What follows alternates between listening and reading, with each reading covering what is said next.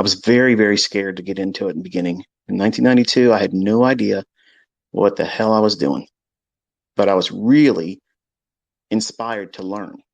But the approaches to learning how to trade and how to time an entry, if you really look at all the books and manuscripts and things that were taught back then, they really just glossed over it. It was very vague. I mean, they might show you things in a book when you feel this unction in you that it's going to move higher or it's going to move lower, and then you watch it sit still for another 20 minutes before it does the opposite what you expected. That's a learning experience. See, what divides the success stories from the failures is the comfort of embracing that uncertainty.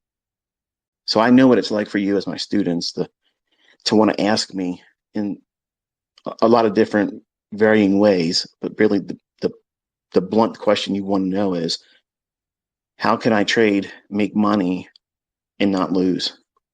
And as much as you may want to argue and say, no, that's not how I think, or that's not what I'm asking, you are asking that.